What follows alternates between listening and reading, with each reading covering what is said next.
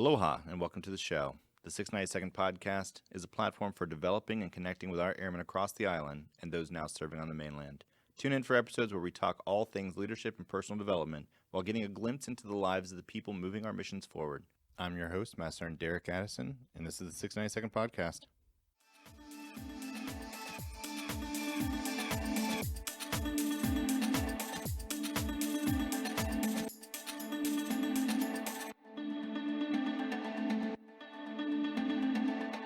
Welcome, Knights, Tigers, Hawks, Warriors, and Krakens to this interview with the Millennial Money Woman. Fiona first started diving into the realm of personal finance at a young age and has been on a mission to ensure that young adults have the same tools and information she has gained from her personal experience and rigorous studies to become debt-free and attain financial independence.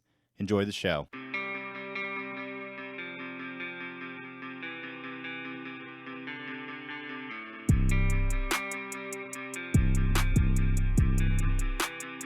So welcome. This is Master Sergeant Derek Addison, and I want to talk to you today about financial literacy.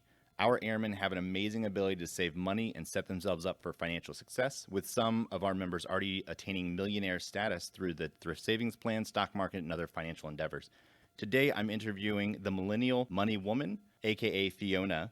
She has quite an amazing achievement record, purchased her first house at 23 years old, co-founded a community for nonprofit for personal financial literacy, and is also debt-free, minus her mortgage, of course, and lives in Miami, Florida.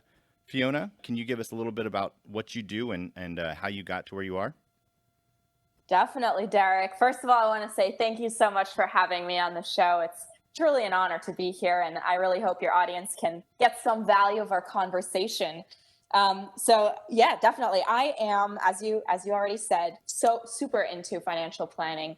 I really started my passion about finance when I was probably a preteen or an early teenager. And, I always loved anything that had to do with money. Like I loved making money, right? Who doesn't? And I also knew how to spend money, and who doesn't either, right? Everyone knows how to spend money. Absolutely. But I didn't exactly know what, right? Yeah. But I didn't exactly know what happens in between that stage, right? Like, what do you do with the money that you actually earned? What happens to it? How do you make it grow? Or how do you invest that money? And because I was kind of unfamiliar with that kind of gray area, if you will, I wanted to dig a little bit deeper and peel the layers of the onion, if you will. And so I ended up studying financial planning, and I attained my certified financial planner degree, which is the equivalent to a financial ninja, and also got my master's of science in personal financial planning. And that was really just because I wanted to really focus on money, and I wanted to truly understand what happens to your money and how can you use your money as a tool to make you more money in the end.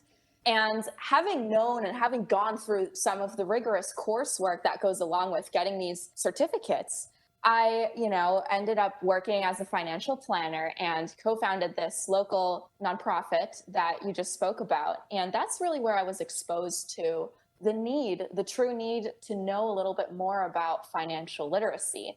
Because, I interviewed a lot of young professionals, extremely intelligent across a plethora of different industries, from, real estate to finance to education to the nonprofit, you name it.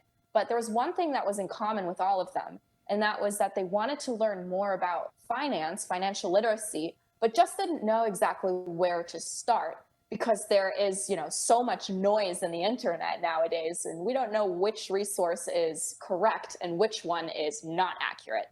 And that was kind of my goal by founding the Millennial Money Woman, my website, to provide an accurate resource and hopefully break down some of the more complex financial topics for your audience and those who are interested in financial literacy. Yeah, awesome. I was looking through your Instagram and all the content that you post in your blog, and I realized that I really don't understand any of the stuff that you talked about. Obviously, you broke it down to where even a layman like me can understand, so it's great. And I will definitely make sure that all of your resources are available to the entire audience. So with that, let's go ahead and get into some questions. I would like to know maybe what are some specific tips that you normally provide to young adults, maybe roughly ages 18 to 26 regarding spending habits and maybe about how much of a savings they should probably be putting away if possible? That's a great question. And I'm glad that you brought that up because I think so many people should really start thinking about savings and spending habits, especially from a young age. And, I think that, first of all, the biggest and most important piece of advice that I hope to walk away with today from our conversation is that young people, right, ages 18 to 26, have one thing on their side that most others don't, and that is time. Time is one of our most limited resources. And when you're young, that's when you really should use time, especially as it relates to investing. And that's going to be my first piece of advice. Invest as early as you can. Even, if you're 16 years old and you have a job, take $5 from that job and start investing it. If you're 26 and you have an extra $100 lying around, don't spend it on something. Go ahead and invest it. Investing is the most important thing. And I can go into a couple of calculations later on. But time really does help because once you invest a little bit into the stock market, that investment compounds, which means it grows and grows and grows.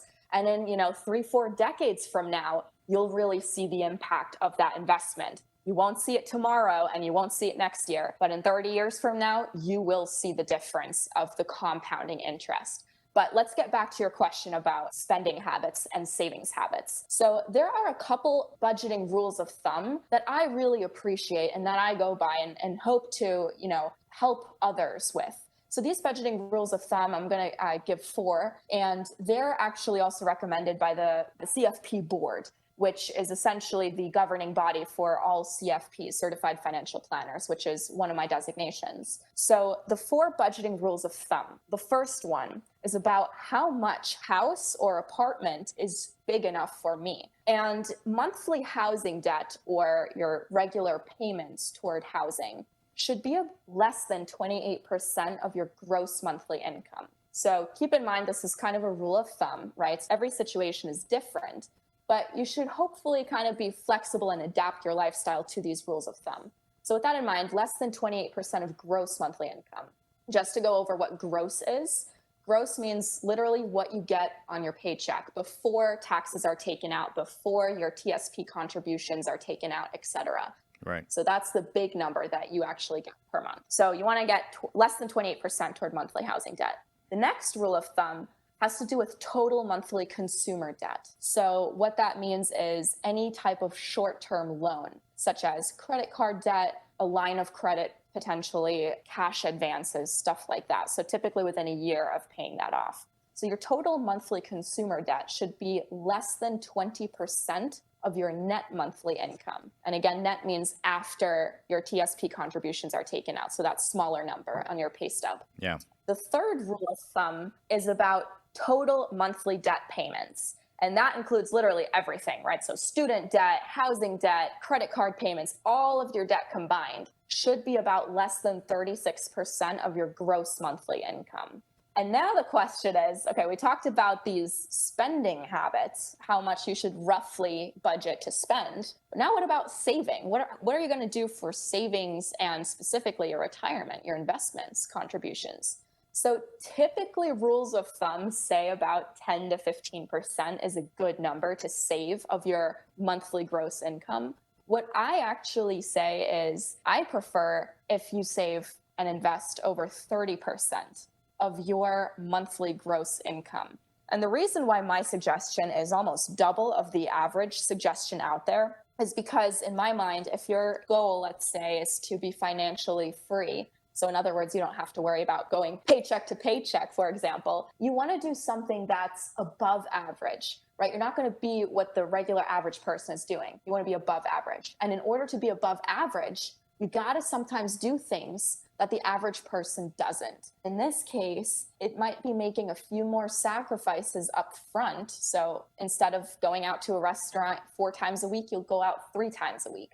And that day that you didn't go out, you save those $20 or $40 and move that to your investment fund. And again, long term, that is going to make such a significant difference in your financial picture. Short term, you probably won't see a difference. but 30, 40 years down the road, it will make a very large impact. So that's why I go back to that 30% plus rule, if that is possible currently in your financial situation. Yeah, absolutely. I totally agree with you when you say the average person should be saving 10 to 15%. However, the average person is not financially free, especially in our economy right now.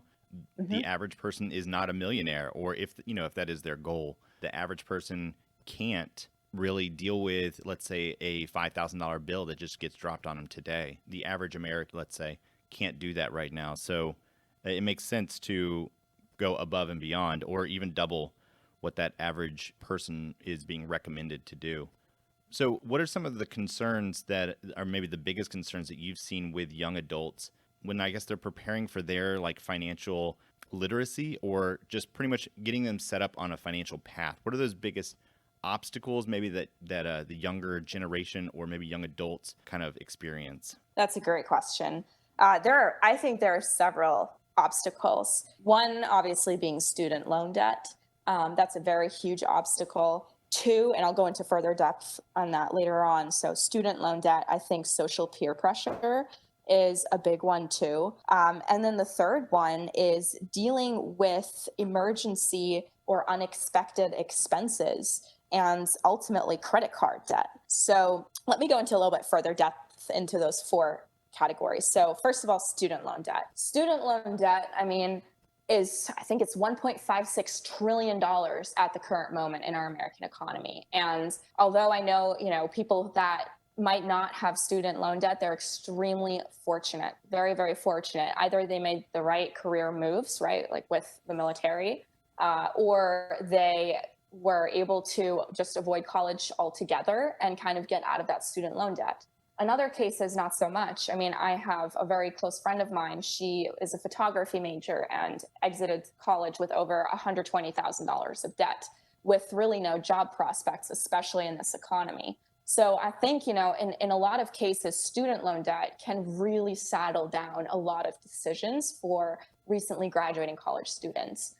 Families are being formed much later than they were before student loan debt became such a crisis. Housing, lots of houses are not being sold to millennials anymore or recent college graduates because they just can't. A lot of college graduates are moving back with their parents to live rent-free, or at least at a decreased rate, because they're unable to afford rent due to the student loan debt. So that's a very huge factor. And I think that has also lowered kind of the risk tolerance that a lot of students or young adults have coming out of college. They're scared of investing in the stock market because they cannot afford to lose money. And I appreciate that. I understand that, because I have a lot of close people to me that are in that same situation. But at the same time, I think some students, they lack the foresight, right? They can't look long term. And long term, even if they invest just $5 of whatever they earn, it will help them down the road. So definitely student debt is one thing that I talk about and kind of help implement in the budget to pay down systematically, but at the same time, not completely forego other financial goals that they might have down the road. The second thing is social peer pressure. And this is kind of an interesting one, but I think it is pretty common with, the younger crowd. So for example, if you are in your mid-20s, mid-30s, and you established a budget, right? And you want to follow this budget because in 5 years from now, you want to have a house, you need to have a budget for a down payment for the house or whatever your goal is. You need to stay within the limits of your budget, right? You can't spend over specific categories. But nowadays, well, at least pre-COVID times, a lot of times your friends might want to go out, you might have a lot of birthday parties, weddings to go to, et cetera. And that can rack up a lot of expenses. I think I had a good friend of mine. She went to 5 weddings in 1 year and probably spent over $3,000 that should have gone toward credit card debt, for example. So I think there's kind of a limit of knowing when to say no, even if your friends might, call you jokingly a Debbie Downer or whatever. But there has to be a point where you say, you just can't go out and keep doing these things because your budget won't allow you to. And I was thinking about this earlier too. And I think a lot of times actually the media puts down the fact that you're trying to keep, stick within a budget. And instead, I think the media should also focus on the positives of staying on a budget, even in a social circle. So the peer pressure really shouldn't be there. But I think there is a lot of peer pressure nowadays, to go out, be with your friends, go to restaurants, bars, etc. So that's another thing that I think is very difficult nowadays, maybe pre-COVID, not anymore now. Right. But the next things are extremely important. And these have to do with an emergency savings fund and credit card debt. And it's very difficult for millennials, I think, specifically to kind of balance, their current lifestyle with focusing on an emergency savings fund, for example. And I want to bring this back to a point that you actually said earlier, Derek, and that was regarding emergency savings. 30% of American people have no emergency savings. And even more so, 78% of Americans, they live paycheck to paycheck. Right? Every month they're worried, can they make ends meet? And I personally would not want to live like that, because I wouldn't be able to sleep, right? I'd always be worried, oh my goodness, what if I have an unexpected expense? What do I do then? And moreover, 57% of Americans, they cannot cover a $500 bill in emergency expenses. So I think one of the first things that young professionals, right, younger Americans tend to struggle with is building up an emergency savings account.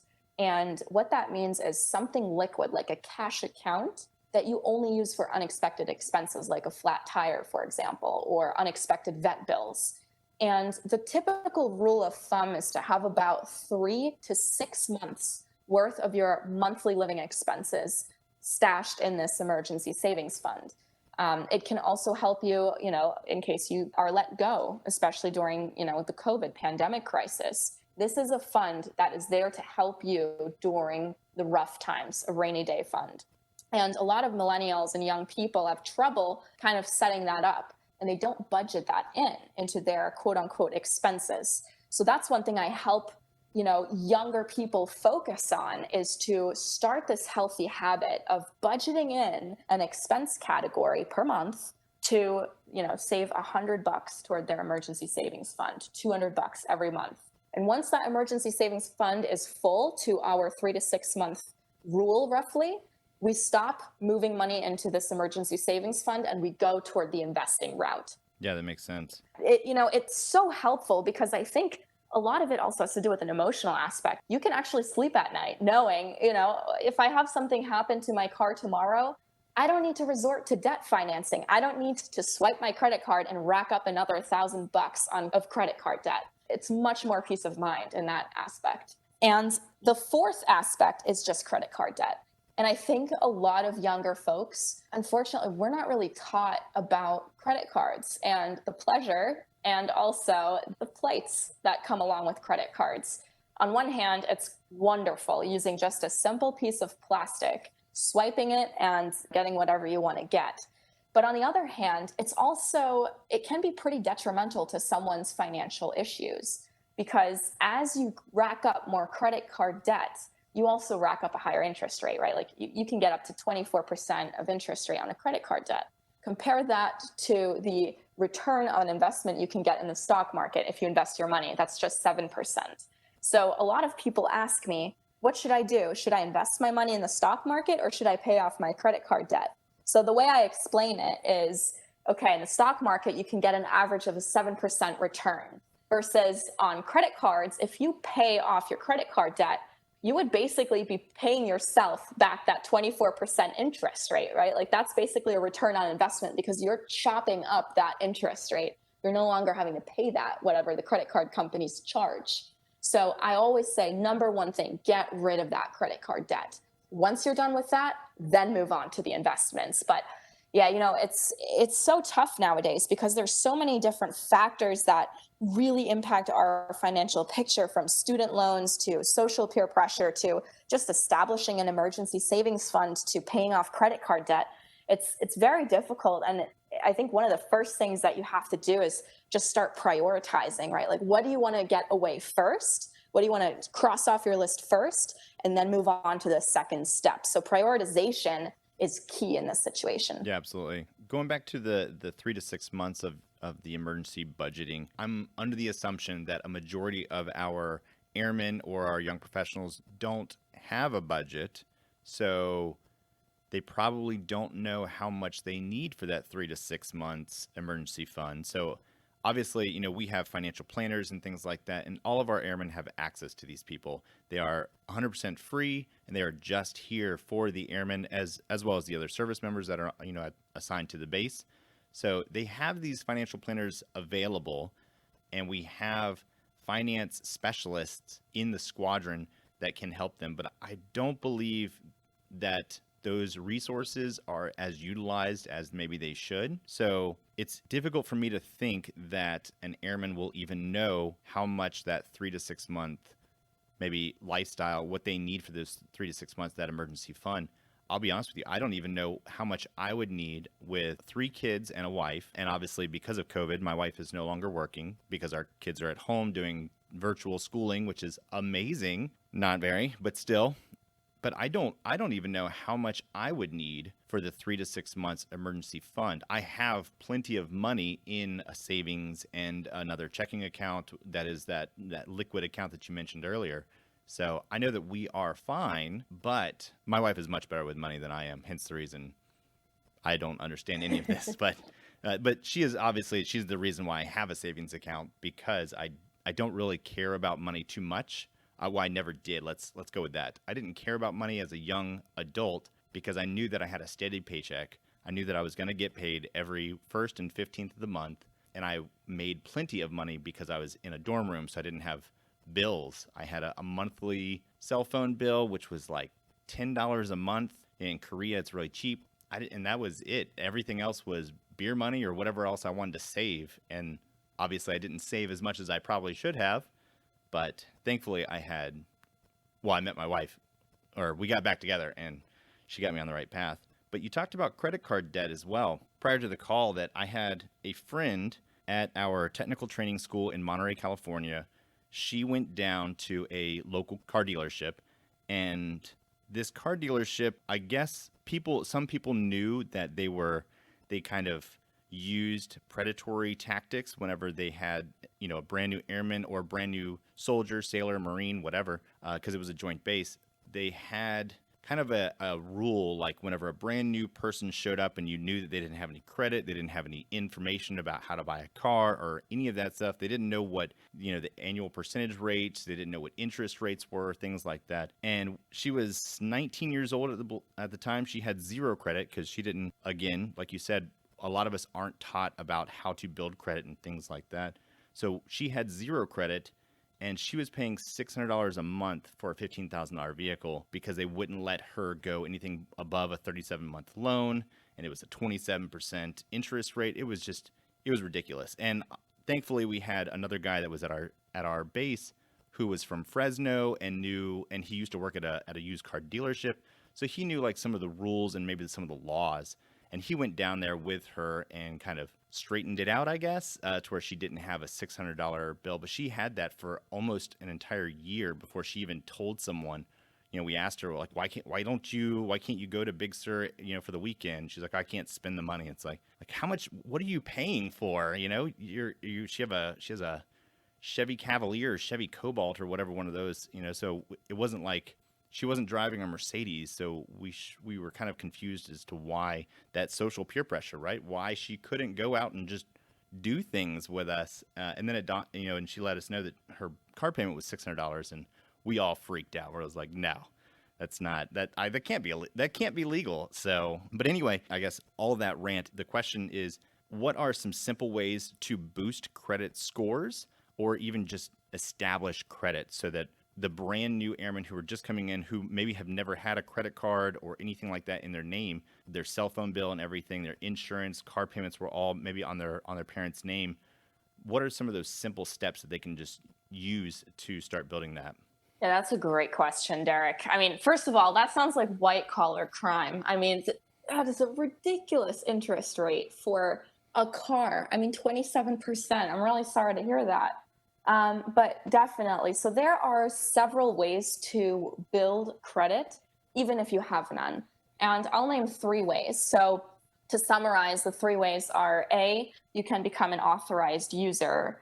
B, you can establish spending history through just getting a regular store credit card first. And the last way is considering opening an account that's either through Self or Kickoff. And I'll go into depth on that. But I do want to explain that before I start, payment history actually makes up about 35% of your credit score. So clearly, payment history is extremely important to having and maintaining a fairly high credit score. So, like you said, obviously, most incoming airmen, they really don't have a high credit score or zero or none at all because they haven't had time to build their credit, especially at age 19, which I completely understand. So the first way to actually build credit and kind of get out there into the credit bureau, crediting agency names is by becoming an authorized user. And what that is, an authorized user is someone who is allowed to use someone else's credit card. And the person who owns the credit account is actually called the primary card holder. So, for example, let's say you have a father, right, or a mother, and they have pretty good credit, right? They pay their credit card bills every single month, and you trust them and they trust you. Well, this is a great time to ask maybe your parents or another trusted person who's really good with their credit card payments to see if they would feel comfortable adding you as an authorized user on their credit account. What that means is the primary cardholder's credit score will not be impacted, right? They won't be impacted by the way you spend money. However, you, being the authorized user, would be able to build your credit. If the person, the primary credit card holder, continues to pay their bills on time and is a responsible credit card holder. So this is a fantastic way to really establish yourself with the bureau crediting agencies and to show that you exist, first of all, in the credit card world, and B, that you do have, and you're establishing basically your payment history. Although you might not be paying the bills, the primary credit card holder will be paying the bills, but your name is still attached to that credit card. So this is a fantastic way to get out there, to build your credit payment history, even if you make like $10 payments on this credit card, right? I mean, I think this is one of the primary ways you can get out there, especially if you have parents or a trusted mentor or a trusted friend who can add you on their credit card as an authorized user. However, just beware, if that primary credit card holder misses bill payments or maybe doesn't exactly do something well with their credit card, right? Like spends too much or goes beyond the credit limit, that could impact your credit score and your credit history for the worse. So it can only help your credit score if your primary credit card holder does the right things by paying the bills on time. But it could also hurt you if the primary credit card holder does not pay their bills on time. So that's the first way. The second way that you could build credit is actually just by applying to a regular store credit card. So for example, I think, there's Macy's, there's, I'm sure, Walmart, I don't know all the many stores out there that offer store credit cards, but you can basically apply to these for a small limit, maybe $100, $200 or so, and build your credit payment history that way. So once again, what I'm trying to do is help people start their payment history, because again, that makes up over a third basically of your credit score. The rest is mainly about paying bills on time and a bunch of other factors that go into the algorithm to developing your credit score. But payment history is very, very important. So by opening that store credit card and by literally putting $10 or $20 every month on that, and then obviously paying off the 10 or 20 bucks that you put onto your store credit card, that is going to really help establish that payment history. It might not help as much as being an authorized user, but it will still help if being an authorized user is not an option for you. And then the third option is considering opening an account through either this application called Self or a similar application called Kickoff. And this is kind of what these two applications are. So basically, you're applying for a loan. The loan is $600 minimum up to $1,800. So it's not a large loan, but you're basically applying for a loan that's your own money, right? So let me go into this. So you're applying for a loan. You don't have to pay anything up front. The loan amount is deposited into a certificate of deposit or a CD with a partner bank through one of these two companies, Self or Kickoff. And you basically are responsible for making regular payments over the life of the loan. And the life of the loan is typically 1 to 2 years. And these monthly payments are about $25 per month. So you're basically paying yourself. So you're making these $25 payments for this loan. And after all the payments are made, you get access to the $600 loan or the $1,800 loan. So basically the money is yours again. However, what this does, it might sound like, why would you be doing this in the first place? The reason why is because, again, it establishes your credit payment history. And that is so important. Moreover, the payment history is reported to all 3 credit bureau agencies. So all the 3 credit bureau agencies, the ones that actually determine your credit score, they then see, oh, this person is reliable. This person was able to make a $25 loan payment for 1 year or for 2 years, however long this loan is.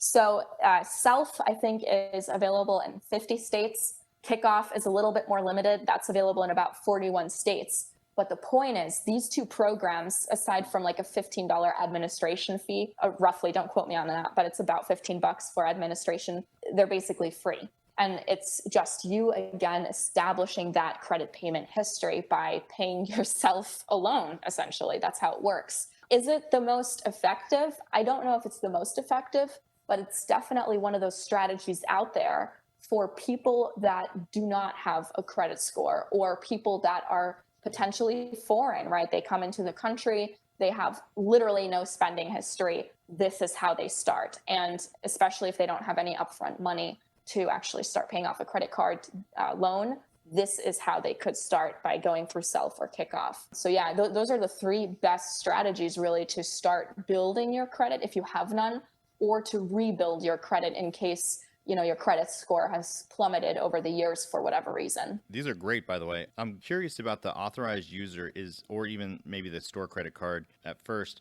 Is there an age restriction or a minimum age that you have to be for the authorized user? Yes, there is. For authorized users, it's typically 18 years old. So it depends on the credit card company, but I would say 98% of the time, that's going to be 18 years old.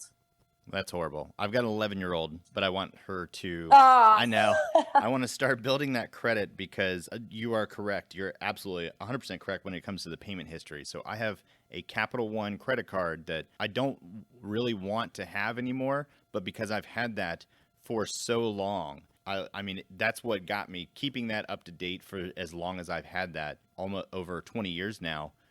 And that just solidified me getting higher and higher into the score range, of busting 700 and then to 800. And then obviously whenever I bought a house, that skyrocketed up. So that's the only reason why I keep that Capital One, is because I've had it for so long. And I know if I close that one, my credit history, the payment history, is going to drop by like half. So I can't do that now. Yeah. I like the Self or Kickoff, the loan. I'm assuming that there's probably an 18-year-old minimum for that as well. Yes, there is. Yep.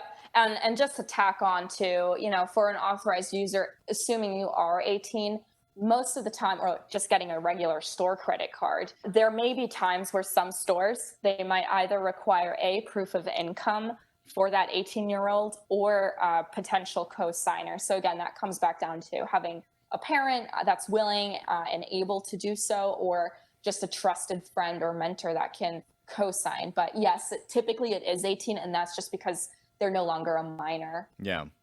So on your blog, you talk about the dollar cost averaging strategy and how to use that to become a millionaire. Can you talk about what that is and who would likely benefit the most out of it? Yes, definitely.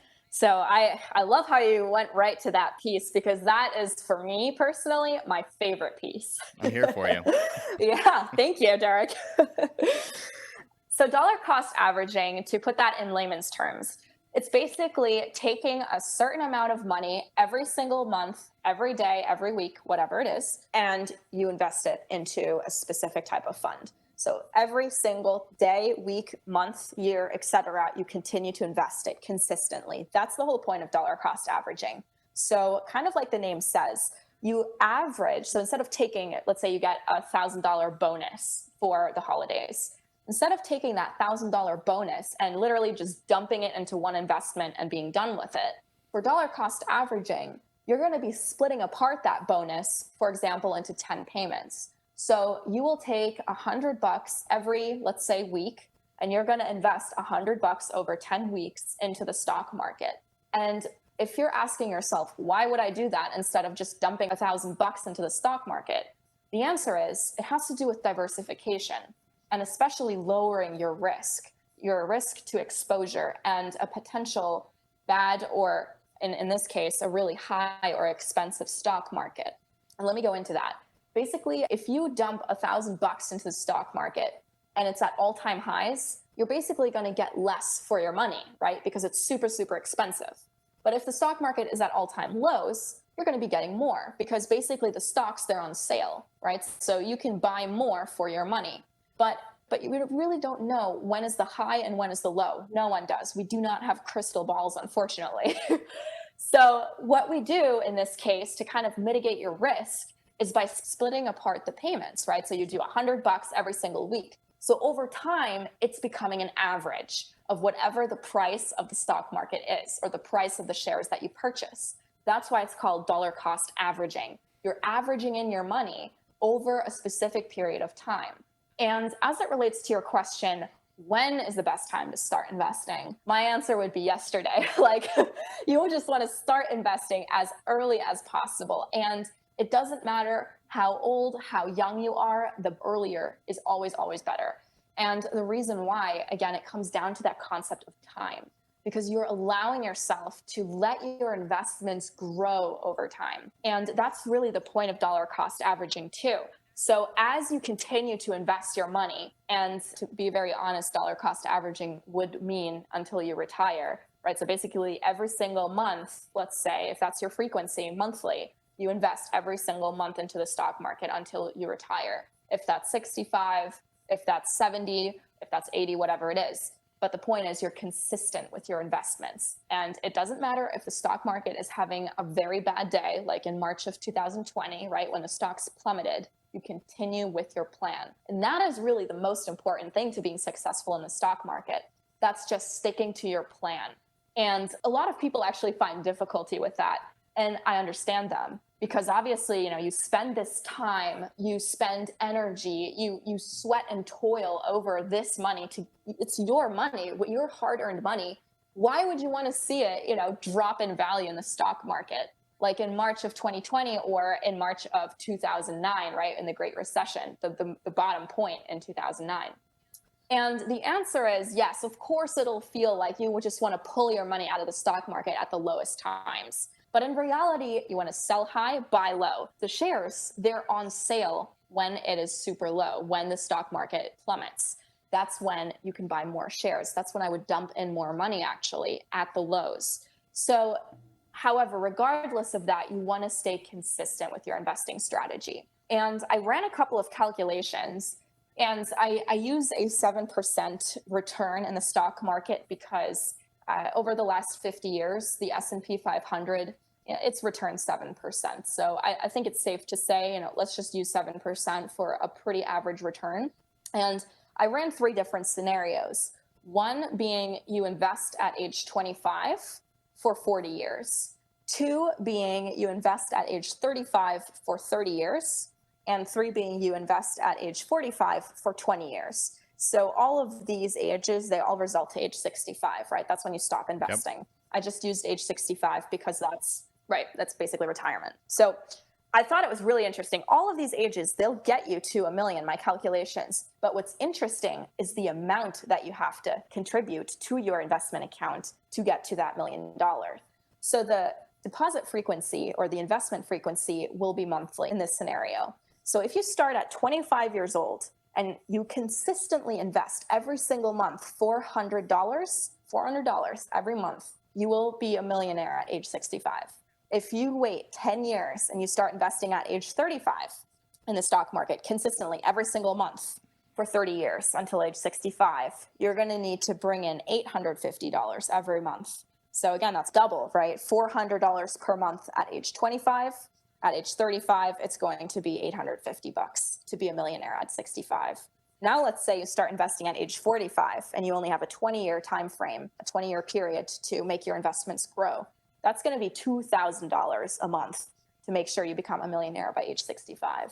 So as you can see, right, these just back of the hand calculations, they really indicate that time is so essential to help your money grow. And that's all thanks to compounding interest. And what that means is as you keep your money invested in the stock market, your money earns interest, and the interest earned will earn interest. So it's going to be like a hockey stick or a hockey puck look, basically, right? In the beginning, the first 10, 20 years, you're going to see the line only really small take off. Like it's not really even going to take off.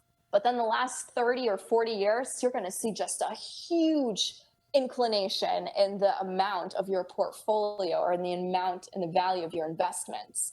And you compare the increase of the value of your portfolio is mainly due to just compounding interest. That's it. Because the interest keeps compounding and growing and growing and growing. And I think that's, as you know, I interviewed and talked to a lot of multimillionaire clients. That's one of the reasons why they are multimillionaires. And that is because they started investing early and they continued with their investing strategy. And they also realized that their money is just a tool, right? They're not afraid of losing money during a specific period of time because they know that their money is a tool to help them earn more money down the road. So a lot of wealthy individuals that I've helped financially, they have a long-term mindset. They do not maintain a short-term mindset. So if the stock market, for example, plummets again, right? Like let's say in the next few weeks, the stock market plummets, boom, down. Those wealthy individuals, they basically close their eyes. They know that they're invested for another 10 years. They don't care what happens now. And they weather it out, right? They continue their investing strategy. And in 10 years from now, they're not even going to remember 3 weeks from now, 4 weeks from now, a month from now. They don't care. They don't remember it because they're focused on the long-term goals. And I think that's really one of the most important things I hope to leave behind with your audience too, is as you really develop a financial plan and an investment strategy like dollar cost averaging, the goal here is to be long-term, right? You want to have a long-term mindset. So even if you see your value, the value of your investments drop by $10,000, for example, you want to look ahead 20 years from now, 30 years from now. You're not even going to remember today in 3 decades. That's the most important thing, basically, consistency as well as a long-term mindset. I remember when I first got to DLI, the Defense Language Institute, which is the technical school that I went to in Monterey, California to learn Korean. When I went there, we didn't really have a finance section on the base. The Air Force element had it's known as a SPA or something to that effect. It's a satellite personnel activity or whatever. I don't know.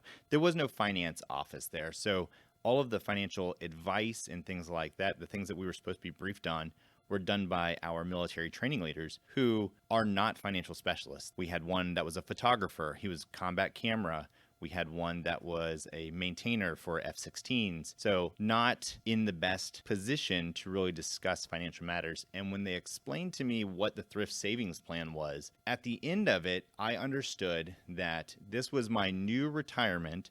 And if I did 20 years and I put all my money into the thrift savings plan, I would have that at the end. But if the stock market crashed, I would lose my entire retirement. And obviously that's not true, but that's what I remember from that brief. So I did not invest in the thrift savings plan, Roth IRA, or any of those things literally until I think August or October maybe of last year. So I'm 36 years old and I just now started investing, and I would love to kick myself every day for the past 18 plus years, I guess, of not doing this. And so when you say, hey, 25 years old, whenever you have the ability to invest for 40 years, $400 will get you to $1 million just at a 7%. And with the TSP calculator that we do and the plans that me and a lot of people in my office use, we move the money around to the different funds, the C fund, S fund, all those. We move them around based on the strategies that are built into TSP calculator, and the average interest or return is about 33%. Thinking about even if I drop that down to 20%, I would still have so much more money. I would have been a millionaire probably 2 to 3 times over if I had known about this, if I had actually thought about it, if I cared about it. It really hurts me now thinking that, obviously I still have plenty of money today thanks to my wife, but I think that maybe the good I could have done for maybe my parents or my loved ones or maybe my kids, the things that I could have done or the things I could be doing for the next few years. Now I have to focus on investing for my next career after I retire out of the military and then retirement after that. So hopefully I'll have 2 maybe government paychecks, so retirement won't be as bad. And I know that I'm lucky in that aspect where a lot of people don't have that. It still really hurts me that I didn't get even this advice when I was 18, 19 years old when I first joined the military. You know, I got there in January of 2003, and that was the first finance briefing we got, and I was done. I was like, no, I'm not doing that. If I'm going to do 20 years, I want to make sure I have all my money. And so this is not the smart way for me. It's really disheartening. But I have one more question for you, and it revolves around either renting or buying a house. And our airmen, they have, depending on their career field, they have the opportunity to move to a lot of different locations. Even yesterday, I was talking to an airman. I asked him if he had 1,000 acres of land, just anywhere in the world, where would he go? And he said Montana, even though he said Wyoming. He's from Pennsylvania, and he said, you know, the area there, although he'd love to be around family, it's not really good for just open wilderness and things like that. And he's really big on going outdoors and hiking and just trekking around the world. That kind of got me thinking as well today. I am not going to live in the house that I bought in Florida. So we will sell that house in Florida, and I will move with my family to some other location. And we bought that house for that type of the equity that we know we needed to do for that long-term goal of financial independence. But some of our airmen, they get the opportunity to move to multiple different locations where they can buy houses or they can rent, you know, for the duration that they're either 2 to maybe even 6 or 7 years, depending on which base they go to and what their job is. They might be able to stay there for a long term. What are the kind of the pros and cons of either purchasing a home versus renting? And is there really like a best time to purchase a home, or do you even need to purchase a home? That is a really good question. And actually, I've heard this many times before because, like, let's say 20, 30 years ago, it seemed like there was definitely this push toward purchasing homes, right? Like, you want to purchase a home because that means you're going to be financially successful. And, you know, to be honest, I think with a modern period, I really don't think that in order to be successful, financially speaking, that you need to purchase a home. Home ownership is wonderful if you're ready for it. And that means if you're emotionally ready for it and if you're financially ready for it. But you don't necessarily have to be a homeowner. And I'm going to explain this, first of all, in a mathematical way. So mathematically speaking, typically, you know, I mean, if you purchase a home, there's the upfront cost of a down payment, where the typical recommendation is maintaining about a 20% down payment of the value of your home. Then there's obviously the inspection fees. Then there is, you know, the closing fees. There's the realtor fee. There's just so much that goes into actually purchasing a house, and not even to mention the maintenance of a house, right? Now, if you have a lawn, you're responsible for the lawn. You're responsible for the roof, and roofs can be expensive. I have a roof expense coming up, and that's probably going to be $15,000. It's a lot. Wow. And yeah, it's ridiculous, right? So on one hand, it makes sense if you want to buy a house, if you're going to stay in this house for about 5 years, and that's typically the break even. So if you know you love the area where you are in, you don't really plan on moving, you absolutely love the people, you have a stable job, right? You don't plan on losing your job anytime soon, then purchasing a house might actually be the right decision for you.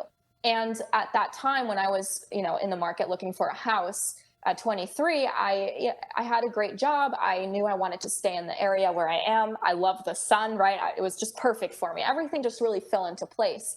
And on top of that, I was able to negotiate the price of my house down a little bit, so I could do this 20% down payment. And it worked out for me. But if it didn't work out, I was willing to walk away. And I think that's one of the first things as you look for a house. You know, you got to be willing to walk away from a potential home purchase. If it doesn't match your financial goals, and if you feel like you will be stretching your budget down the road, then walk away from it. There's going to be many other houses out there and many other opportunities. Now, again, if you think that you're going to be in this area only for 3 or 4 years, even 5 years, chances are, at least financially speaking, the investment is probably not worth it to actually make you money down the road.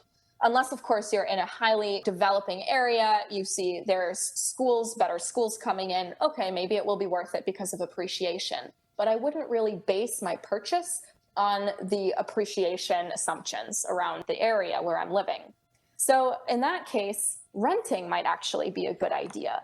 And renting, it comes with many different pros or cons. So, for example, if you rent a place, you're not responsible for making any repair payments, right? Like if I rented this house or if I had an apartment where I rented, I wouldn't have to pay a $15,000 roof replacement. I would have really low upfront costs. I wouldn't have to pay a 20% down payment.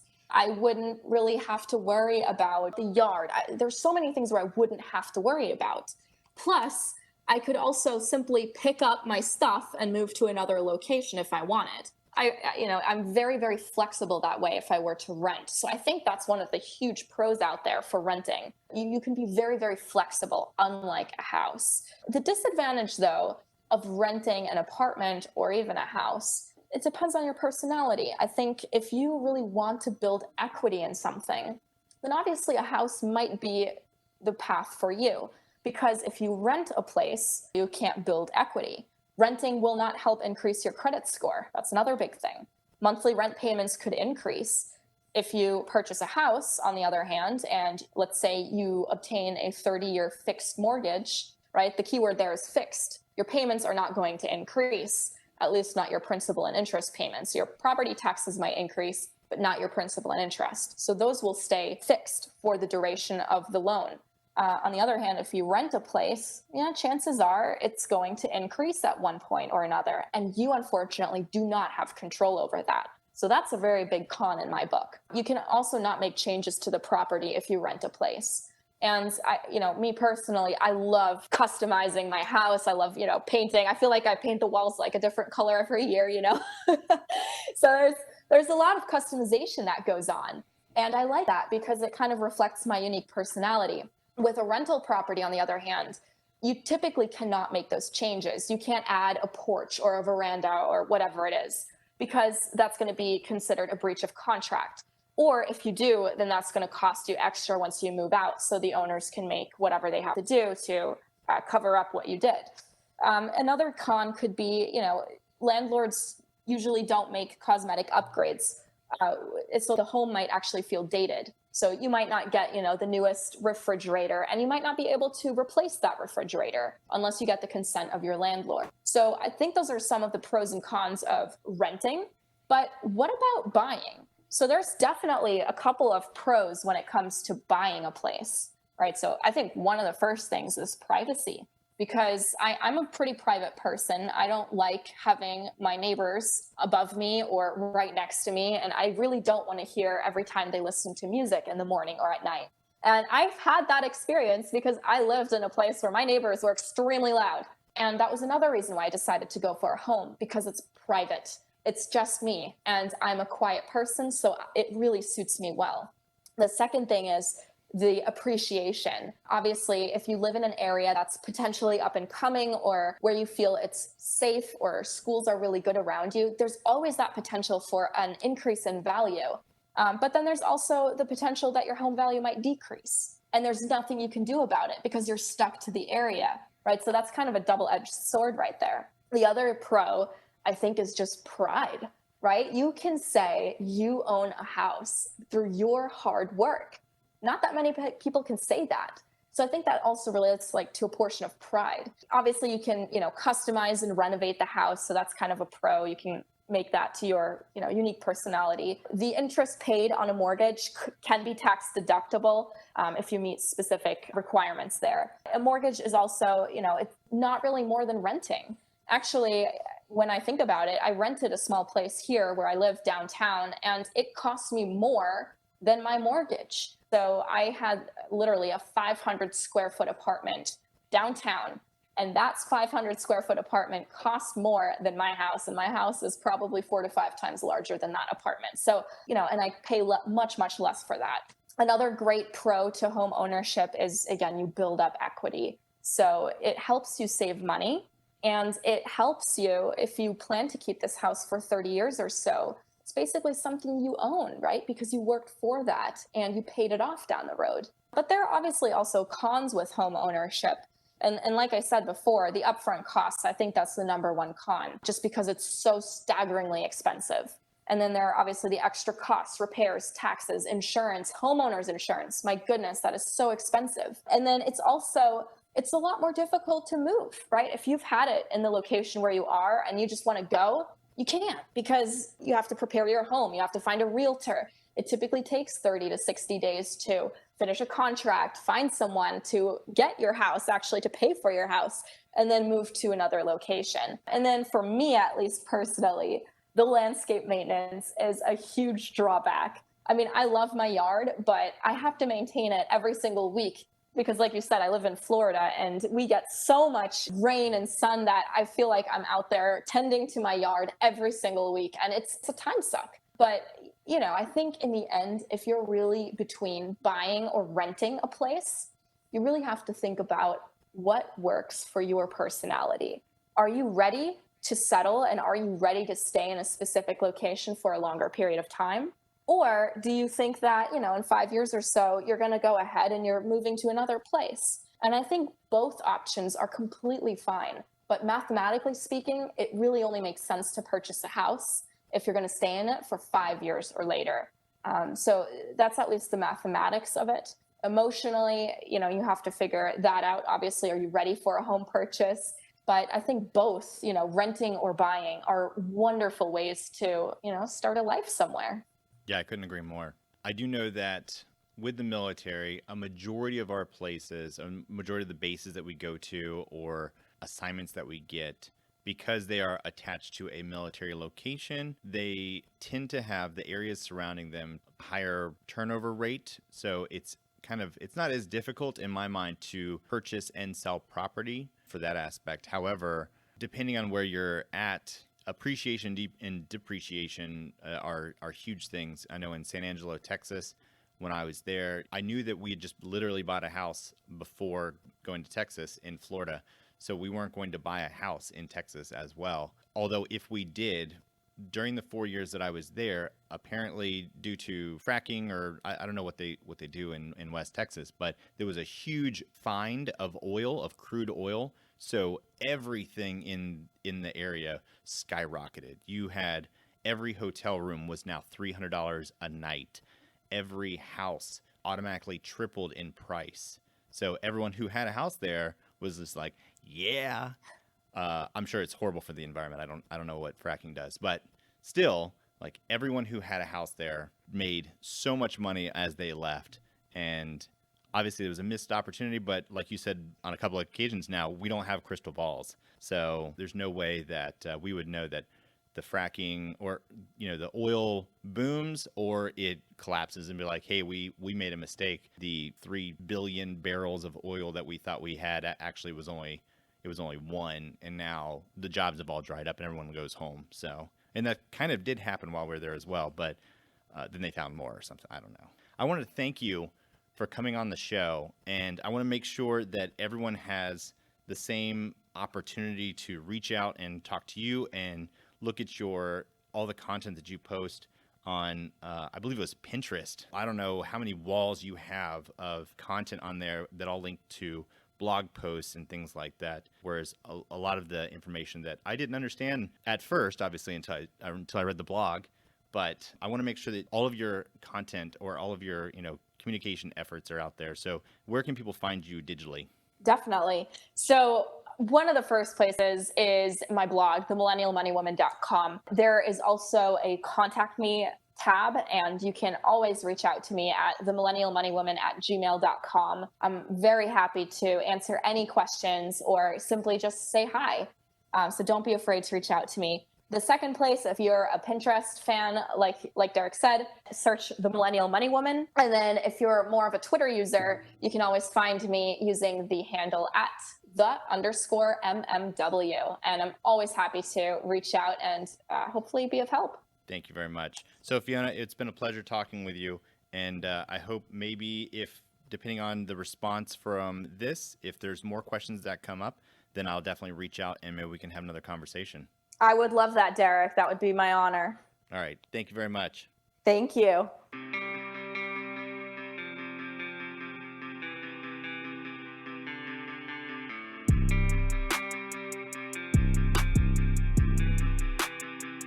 So some key takeaways from our discussion, probably one of the most important, is to invest as early as possible. Don't be average with your savings. If at all possible, double the amount you can put into savings so that you can double the benefits in the long term. And always remember, savings, investing, and personal finance is a long-term event. Short-term losses and gains will pale in comparison after 40 years of investments. If you have any ideas, recommendations for future podcast shows, or guests that you'd like to hear from, let us know by going to any of the socially acceptable means of communication. Leave us a comment. Facebook URL is facebook.com/group/692D podcast. The email is simply 692dpodcast@gmail.com. And you can always leave us a message on the Mattermost channel. If you can't get to any of those, send me an email at derek.addison@us.af.mil, and I'll respond as soon as possible. That's the show for today. So for now, aloha, take care of yourself. And if you can, take care of someone else too.